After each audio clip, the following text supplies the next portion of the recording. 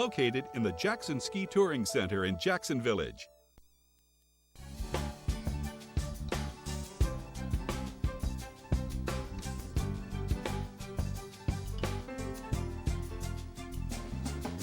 Good morning and welcome back to White Mountains Today here on White Mountain TV 16. And joining us in the studio is Sharon Schilling from the Mount Washington Observatory. Sharon, good to see you. Good to be here. You are the new president of the observatory. I am. I'm the proud new president of Mount Washington Observatory. I've been there for, I guess, a little over 4 months now. Started right after Labor Day in September, and it's been both feet in kind of experience. Lots going on. A lot, obviously, when you start in September, winter comes pretty quickly to the mountains. Quickly, yes, absolutely. Pretty quickly, so yeah. So what brought you up here to the observatory? Long story, but the short of it is I'm a retired Coast Guard officer. Both my husband and I, when I married my husband 25 years ago, we knew that we wanted to be up in this area eventually. His family has a long history here. They have a small cottage down in Ossipee that we've been coming to every year. Love this area. Love the diversity of the terrain. I love the diversity of the people, the culture. All of the things that are exciting here, the outdoors, everything that this area provides, I've always loved. Coming from the Coast Guard, I loved, being on the water, have always been interested in weather. Even as a kid, loved thunderstorms and sort of the worse the weather, the better kind of deal for me. So when this opportunity came up, I had retired from the Coast Guard. My husband and I owned property in this area up in Madison. And so we decided that we would make the change, make the shift, move, come up. I applied for the position. Lo and behold, I got it. Here I am and loving it. That's awesome. Yeah. That's awesome. And, I think a lot of people, especially people who watch outside TV, know a lot about the Mount Washington Observatory.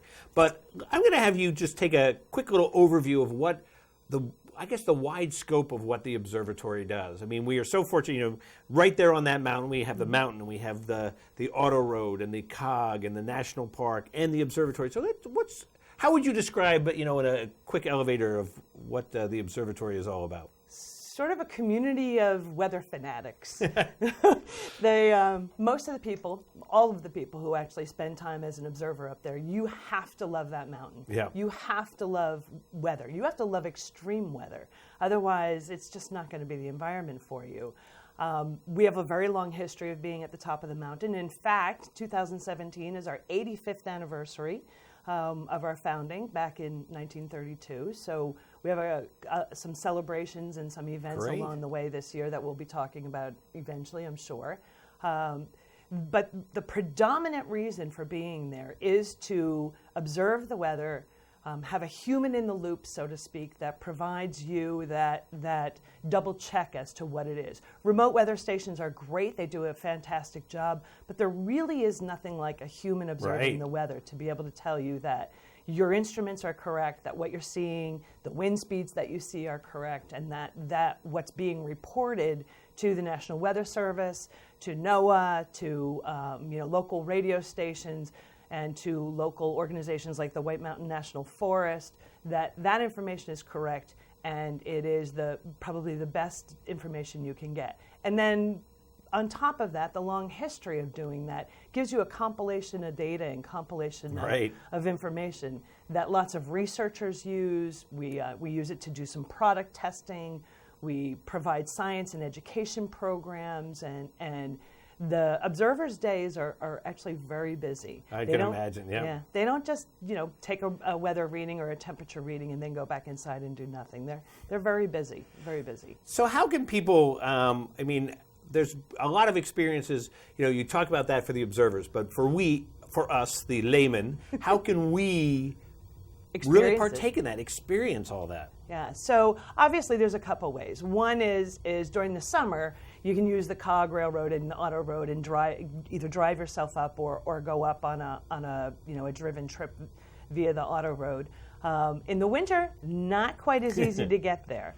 There are only a handful of people who live at the top of the mountain for about a week at a time. Yeah.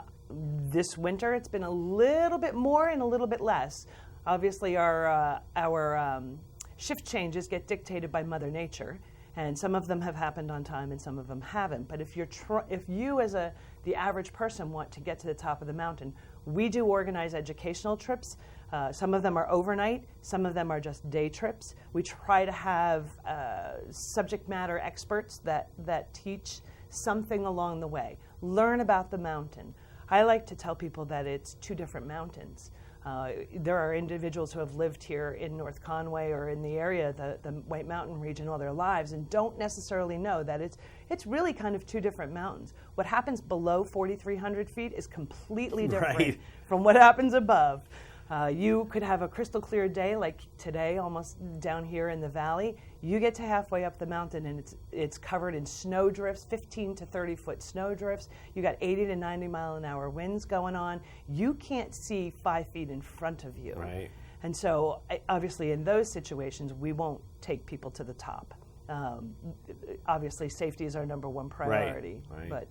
But other ways to understand about the mountain, if you can't get to the top, because those opportunities are very limited, is to go to the Weather Discovery Center here in town. Which is so much fun. It is. And we're obviously looking and working on all of the exhibits that we have there. We try to introduce new exhibits every year. The one that we've introduced this year is a solar exhibit, actually, and that replicates the solar panels that we installed on the Weather Discovery Center here in town. Mm-hmm. And you can actually get a chance to understand and see how the different elevations of the sun provide different kilowatts and provide different levels of energy. One of the favorite exhibits inside the Weather Discovery Center is the Shake Shack. Oh, yeah. Oh, yeah. That gives you an idea that while last week we had 127 mile an hour winds, the peak gusts were 127 miles an hour, 231 still remains the record for wind that was observed by a human being. There have been higher winds recorded, but all of them have been remote. Right. None of them have ever been recorded by a human being. And in 1934, our observers, the Mount Washington Observatory founders, as a matter of fact, were the individuals who recorded the 231 mile an hour wind. You can experience that 231 mile an hour wind a little bit, obviously, not really. Not exactly, no. But you can go in the Shake Shack and it will rumble and it'll rattle and it'll feel a little bit like you're in 230 mile an hour winds. Unbelievable. Yeah, So much fun to check out the Weather Discovery Center. Plus, in the summer, you can go to the summit. Correct. In the summer, you can go to the summit. You can drive yourself via the auto road. We also have had educational trips this last summer that we would drive you. There are people who are a little leery about the road. So it's an 8-mile road. It is a mountain road. Right. It's a narrow mountain road. So going up there is not necessarily for the faint of heart. You need to understand the road conditions that you're on. But you can drive up to the summit. The summit, I think, this last summer had over 300,000 visitors. And when you think about the time that the auto road is actually open, only from about the end of May until October, that's a lot of people visiting the summit at one time. And if you are a member of the organization, you can get a free weather station tour at the top of the mountain. If you're not a member, then you can either purchase a ticket through the Cog Railroad, and they sell tickets to get a weather discovery or a weather station tour as well.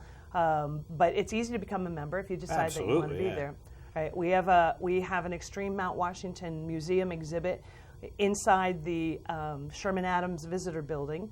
It's on the lower level, and it gives you an idea of what the fragile alpine zone looks like, some of the winter experiences there. You can drive the snow coach virtually, our big white snow coach. Yeah, I wasn't very good at driving the snow coach when I tried it. Neither am I. Didn't work, Don't tell anyone, but I leave that to the experts. Yeah. We have some very, very competent drivers. So, but you can get at least a little bit of an experience as to what it's like to be on that road in the winter. And so we have another exhibit that we're working on this spring called the Oral History Project, where we're going to be, obviously since it's our 85th anniversary, one of the things that I want to do is celebrate who we are and where we came from, so that people in the valley, people everywhere, can understand exactly how this all began and why it began and where we've gone since then. Sometimes I don't think you can take the journey forward unless you understand your roots. Absolutely. So being obviously the new president, I'm really interested in our roots. And so we're undertaking an oral history project where we will feature 4 individuals who can talk about some of the early beginnings, who either are related to those early founders or actually, if we can find videotape of the early founders themselves. Oh, that's great. Yeah. Now, you have a big event coming up in February. We do. During the vacation week, on Thursday, February 23rd, from 5 to 7 p.m., the Weather Discovery Center here in town is going to have an open house. And during that open house, we are going to have staff there, me included, to introduce ourselves to whoever happens to wander in. It'll be free to the public, and we will talk about the exhibits that we have. We will introduce individuals to some of the education that we do, some of the testing, some of the product testing, some of the research that's going on, and then also introduce them via what we call Live from the Rock Pile. Yeah. Which we normally run at 11 and 2 every day, but in this instance we'll also run an evening one, and you'll be able to, if you're in the audience, you'll be able to talk directly to an observer on the mountain at that particular moment and get an idea for what the weather is like that particular day at that particular moment. And then they talk a little bit about what their day looks like. They always talk about Marty, and then a little bit about about what it's like to be a weather observer in the home of the world's worst weather. Absolutely. That sounds like a fun event. It is. Plus, anytime you can chat with the observers is always fun. Yes. So, now, you mentioned briefly about membership. Yes. And what a great thing to be able to become a member of the Mount Washington Observatory. It is, and I've been reaching out, obviously, again, being the new president, reaching out to some of the long-standing members and understanding why did they become a member. Membership is highly important. We are a nonprofit, member-driven organization, so without our members, we don't obviously have the funding to sustain the home of the world's worst weather. It's not obviously an easy proposition to maintain a weather station up at the top of a remote mountain site. So we do rely on our members. We have fantastic members. Some of them have been with us since our inception, and it's easy. It's easy to do. We have various levels of membership, everything from a student membership all the way up to Science and President's Club, Science Society and President's Club members. And you just go straight to our website, MWOBSwashington.org, and there's a place right there you can sign up. That website has a lot of good information. It gives you an idea of some of the testing we've done, gives you an idea of the types of experiences that are going on. It gives you a great look into what, at that moment, we have an auto road vertical profile that we post and update probably every 2 minutes, I believe it updates.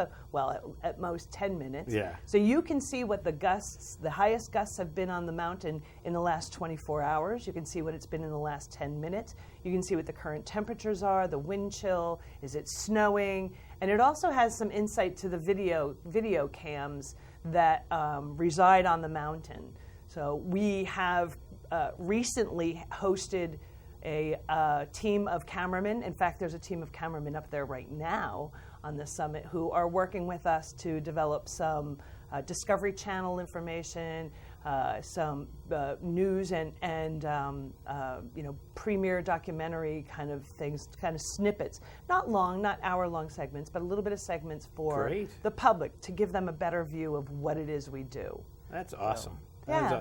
There's so much to learn about Mount Washington and about the observatory. We want to touch base on quickly your big event in the summer, Seek the Peak. Seek the Peak, yes. It is our premier fundraising event. There are hundreds of people who participate. You can participate virtually. You can participate in person. You do not necessarily have to hike all the way to the summit of Mount Washington. You can choose other peaks in the area. The website is live, that you can go on and register your team early. And then we have great sponsors. We have great prizes. There's usually a festival event that goes with it. Big festival. Yep, it's in July. Yeah. It's the third weekend in July. I think that's the 17th to the 19th. And we're gearing up for it. We're looking for sponsors. We're looking for teams. We're looking for volunteers that want to come and help us work the event and set up tables and set up a great time for people. That sounds great. Well, Sharon, thanks so much for coming by today. And, it's been my pleasure. There's so much. We could probably talk for another 3 hours about all the information about Mount Washington. So one of the best things is go to mountwashington.org. And start there. Get all the information. That's how you can become a member, find out about Seek the Peak, and definitely check out all the great things right in North Conway and on the summit. Absolutely. So, Sharon, thanks so much for coming by. Thanks. And we'll be back here in a minute on White Mountains Today. The scientists at the Mount Washington Observatory live and work in an extreme environment like few places on Earth. This summer and fall, experience the rare world of winter above treeline for yourself. Enter the all-new Extreme Mount Washington, a mountaintop museum where high-tech interactive exhibits bring the awe and wonder of winter to life. Drive your own virtual snowcat and learn about the summit's geology, ecology, and record winds. Admission is just $5, or it's included in the ticket to patrons of the Mount Washington Auto Road, Cog Railway, and members of the Mount Washington Observatory. In North Conway Village, take the whole family to the Weather Discovery Center. It's a free interactive science museum where you can use wind currents to pilot a boat, touch a tornado, be a TV weather forecaster, video chat with an observer on the summit, and lots more. Experience the real thing this winter. Take a Mount Washington Observatory day trip or overnight edu-trip and travel by snowcat to the snow-covered peak for legendary weather, scenery, and a backstage tour of the observatory. See more